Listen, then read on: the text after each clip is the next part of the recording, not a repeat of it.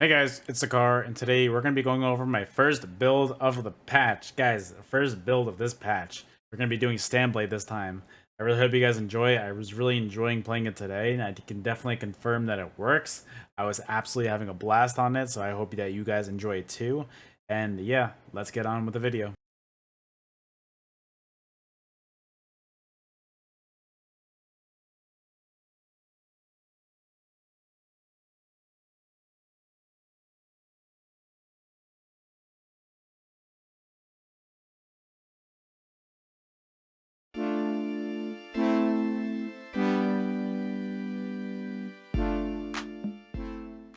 Alright, let's get started.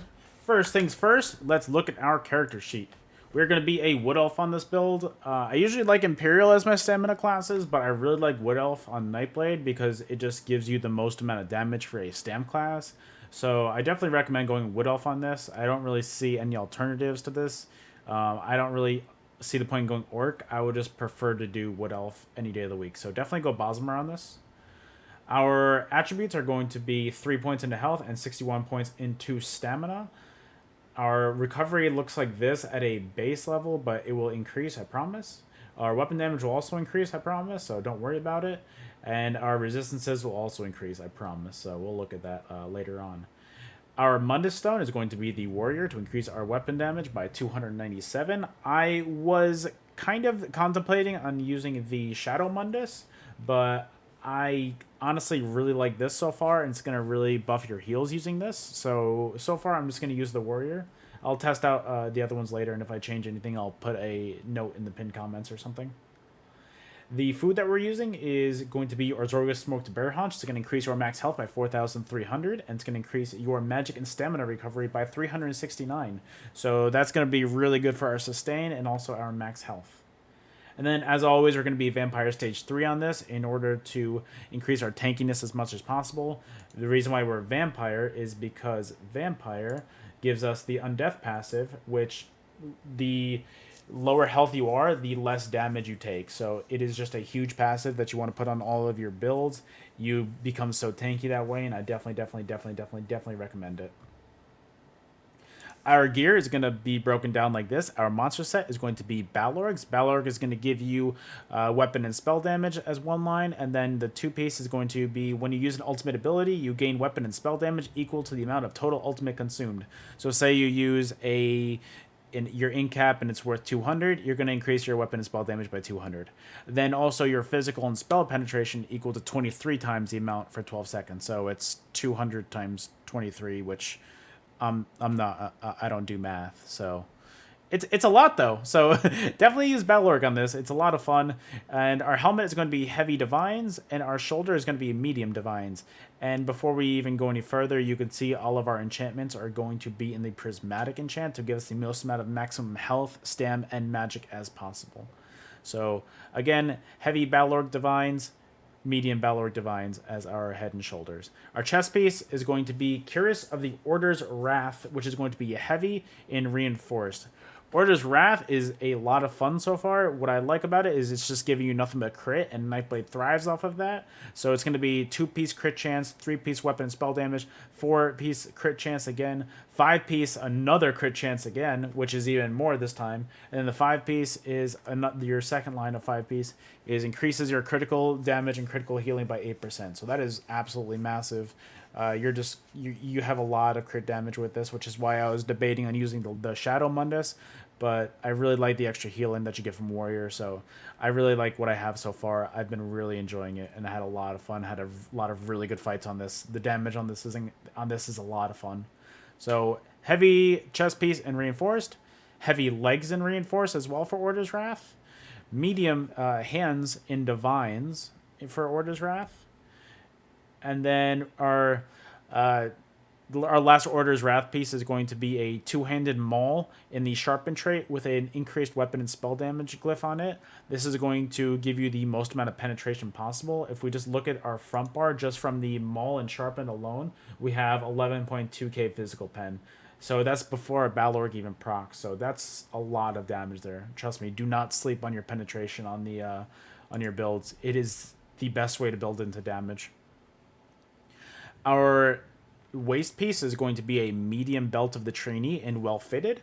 Trainee, you have one extra slot on this belt, so you get the most amount of max health that way. Definitely use that.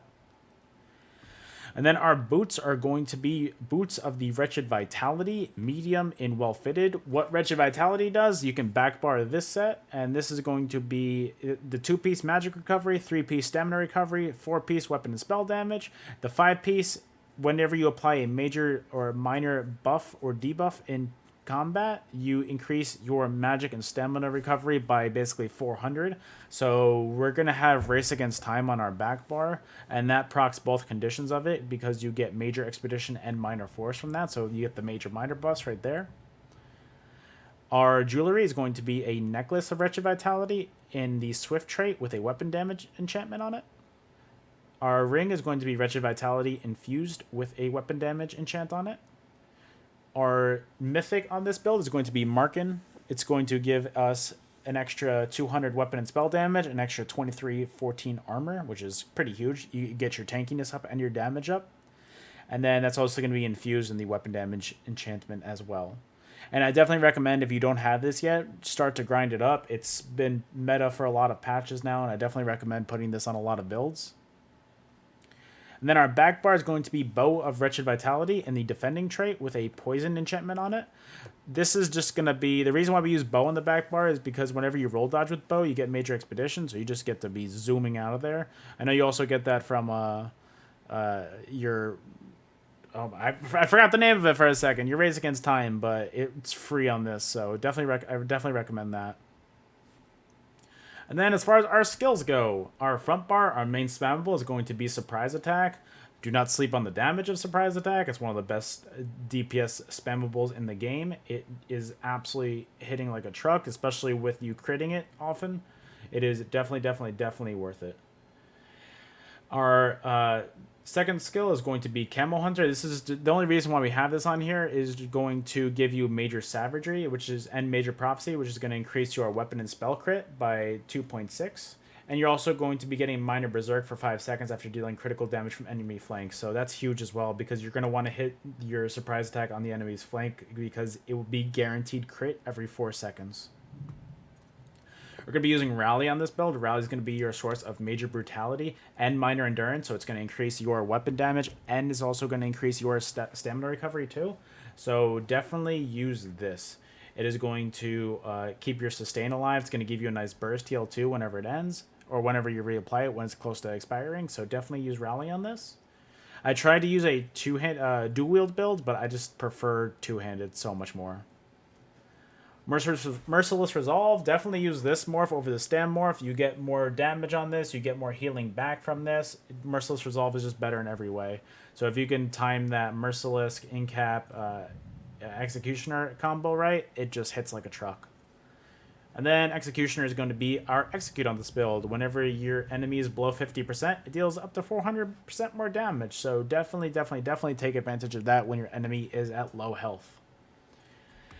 Incapacitating Strike is going to be your ultimate. It is cheap. It only costs 76, but I usually wait until it costs 120. That way it stuns the enemy for 3 seconds. So if you use the 120 ult version of this, they get stunned. Then you can get probably a nice quick Merciless Resolve on them, and that takes away at least half of their health most of the time if they're not a tank. So definitely use that combo.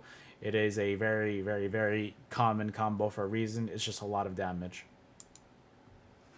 Our back bar is going to be Leeching Strikes. This is going to keep your sustain up, and it's also going to give you healing by restoring health and stamina for 20 seconds. It is huge. I was kind of debating on switching this out for Shade. That way you get more mobility, but I haven't tested it out yet. But for now, I really like this. So if you guys use Shade instead of this or instead of any other skill, let me know in the comments below, and let me know how that goes for you.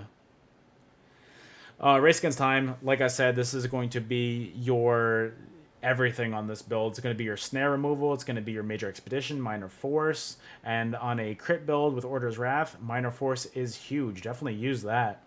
And it's also just going to proc your Wretched Vitality, so it does a lot on this build.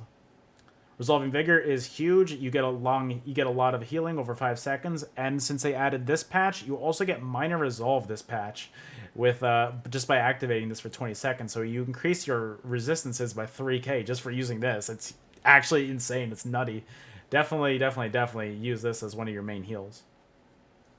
Shadowy Disguise. I have finally switched out of the other morph of this of this ability, and I've just gone full cloak. It is really good to be able to disengage from a fight and be able to get your resources back, be able to get your positioning right. It is definitely worth it. Use Shadowy Disguise. Do not use the healing morph of this. The healing morph of this is so bad nowadays. Don't use it.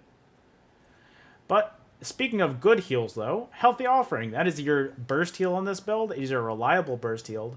You are hitting like an absolute truck with the amount of healing that you get from this. I have hit myself with 15k heals on this so far. So definitely use this as your burst heal whenever you're in trouble. And then Soul Siphon, I don't really use this ult that much, but if you need a burst heal, like an escape one at the last second, this is a very good one. I could use a Temporal Guard on the back bar and get minor... Oh, actually, yeah, I could do that. If I did this on the back bar instead, this would be huge. Temporal Guard, that will give you minor protection. I kind of want the heal. Actually, you know what? We've got enough healing on this build. Use Temporal Guard. This is going to give you minor protection. It's going to make you even more tankier. Huge. Alright guys, and our champion points, the last thing that we need to do. Our blue tree is going to be Deadly Aim, Master at Arms, Fighting Finesse, and Ironclad. Our red tree is going to be Fortified, Boundless Vitality, Celerity, and Expert Evasion. And then there are some important things in the green tree for Nightblades. I use Rationer because Orzorga's is very expensive. Definitely get as much out of it as you can. Liquid Efficiency. Potions are not cheap either. Definitely use that. And Sustaining Shadows. That is huge on a Nightblade. I don't even know if it works on Nightblade, but hey, why not? Why not try it out? So it reduces the cost of sneak by 1%. That's huge. Oh, by 50% actually, you know. And then also Breakfall is huge. You get that reduced fall damage. And then these are also huge on the bottom left. Out of Sight is amazing on a Nightblade. And Fleet Phantom is also definitely necessary. But guys, that is it for me. I really hope you enjoyed the build. I have been really liking it so far. And I know that this is a brand new patch and we've got a lot of builds to go. So whatever you guys want to see, what other builds you want to see coming up on the channel, let me know. I could try and get some things together. I always test my builds before I post them on YouTube.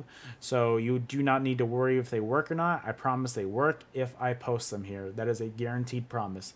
So guys, if you want to see this build live in action, you can always catch me live at twitch.tv/Sekaar, where I stream 5 days a week. And yeah. Thank you guys so much for being here. Thank you for staying till the end of the video. I appreciate it. And I will see you guys on the next build. Later.